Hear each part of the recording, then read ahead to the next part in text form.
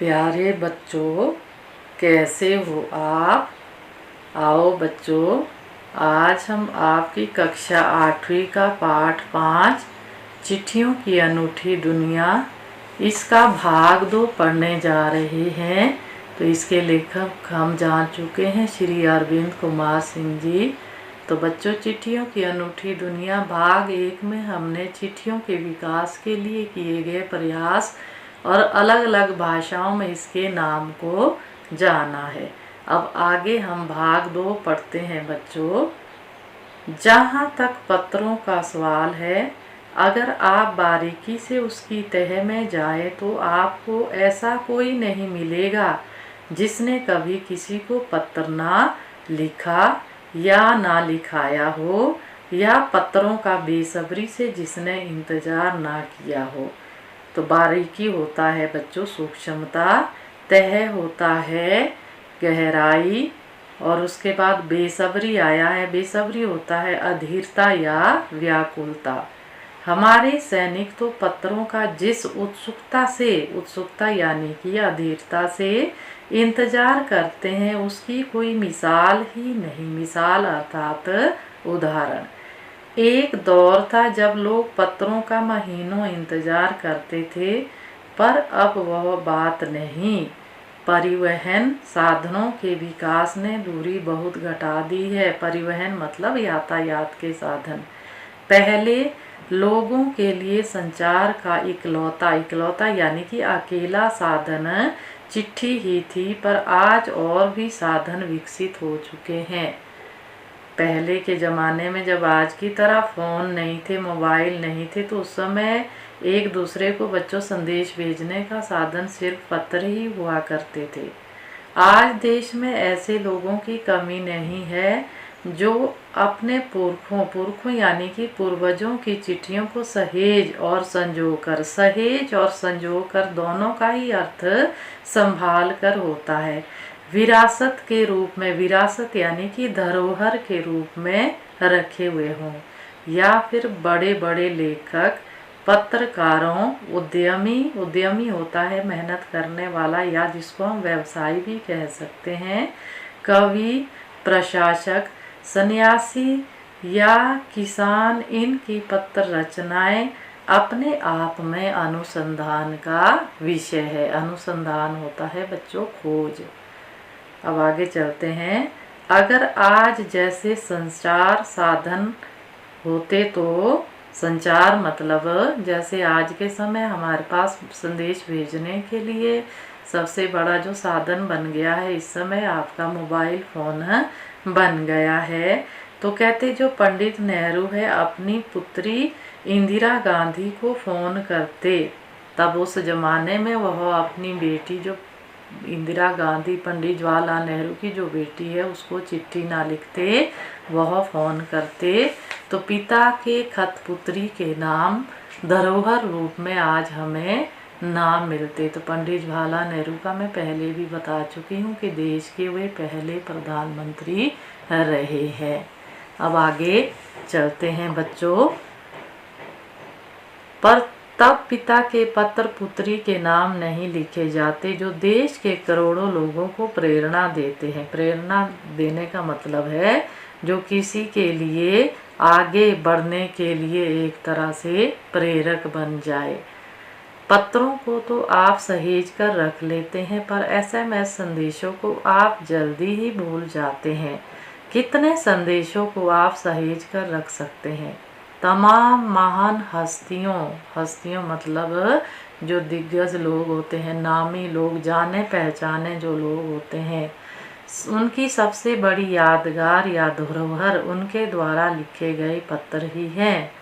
भारत में इस श्रेणी में राष्ट्रपिता महात्मा गांधी को सबसे आगे रखा जा सकता है। दुनिया के तमाम संग्रहालय जानी मानी हस्तियों के पत्रों का अनूठा संकलन भी है। संग्रहालय होता है जहाँ पुरानी चीज़ों को संग्रह करके रखा जाता है, या विचित्र जो चीज़ें होती है, यादगार चीज़ें होती है, उनको संग्रह किया जाता है, उसे हम संग्रहालय कहते हैं। दुनिया के तमाम संग्रहालय मतलब अनूठा संकलन, अनूठा होता है अनोखा, संकलन होता है संग्रह। तमाम पत्र देश काल और समाज को जानने समझने का असली पैमाना है। भारत में आज़ादी के पहले महासंग्राम के दिनों में जो अंग्रेज अफसरों ने अपने परिवारजनों को पत्र लिखे, वे आगे चलकर बहुत ही महत्व की पुस्तक बन गए। इन पत्रों ने साबित किया कि यह संग्राम कितनी जमीनी मजबूती लिए हुए था। तो जमीनी क्या हुआ बच्चों? वास्तविकता में महात्मा गांधी के पास दुनिया भर से तमाम पत्र केवल महात्मा गांधी इंडिया लिखे जाते थे और वे जहाँ भी रहते थे वहाँ तक पहुँच जाते थे।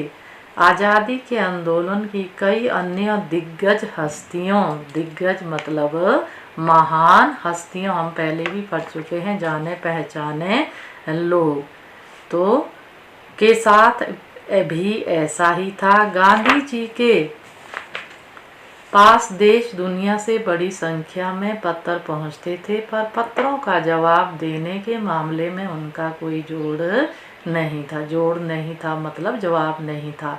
कहा जाता है कि जैसे ही उन्हें पत्र मिलता था उसी समय वे उसका जवाब भी लिख देते थे।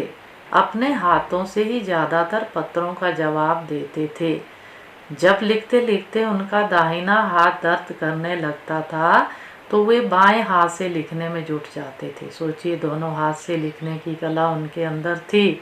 महात्मा गांधी ही नहीं, आंदोलन के तमाम नायकों के पत्र गांव-गांव में मिल जाते हैं। पत्र भेजने वाले लोग उन पत्रों को किसी प्रशस्ति पत्र से कम नहीं मानते हैं। प्रशस्ति पत्र यानी कि प्रशंसा पत्र।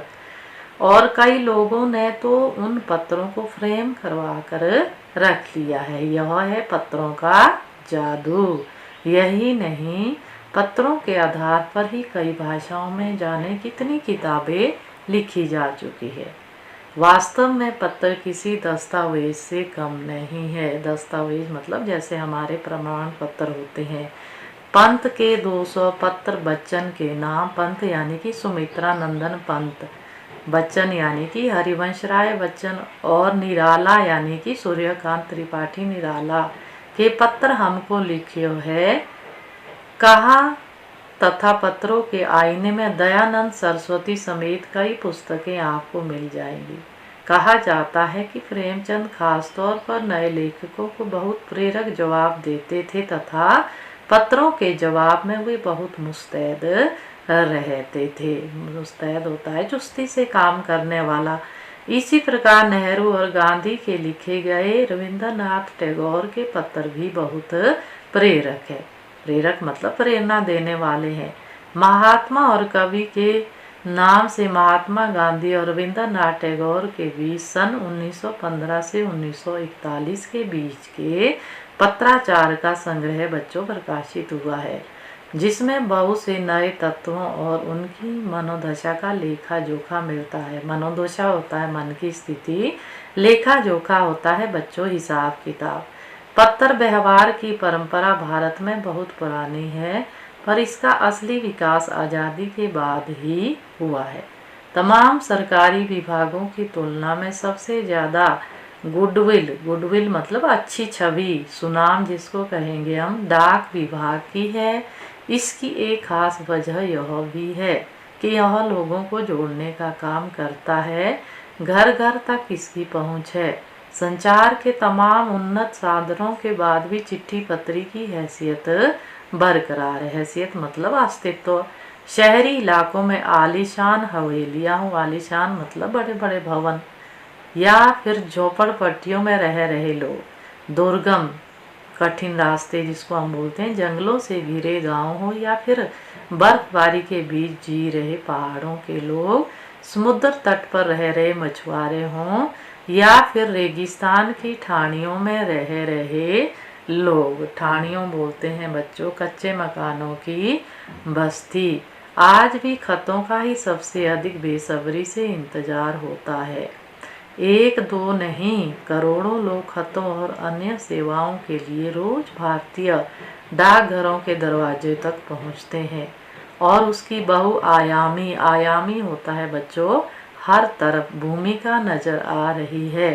दूर दूर देहात में लाखों गरीब घरों में चूल्हे मनी ऑर्डर अर्थव्यवस्था से ही चलते हैं। गांव या गरीब बस्तियों में चिट्ठी या मनी ऑर्डर लेकर पहुंचने वाला डाकिया देवदूत के रूप में देखा जाता है। तो बच्चों, हमने ये चिट्ठियों की अनूठी दुनिया पाठ पढ़ा है, आपको अवश्य ही समझ आया होगा। तो ये शब्दार्थ दिए गए हैं, इनको आप कॉपियों में अवश्य लिखें।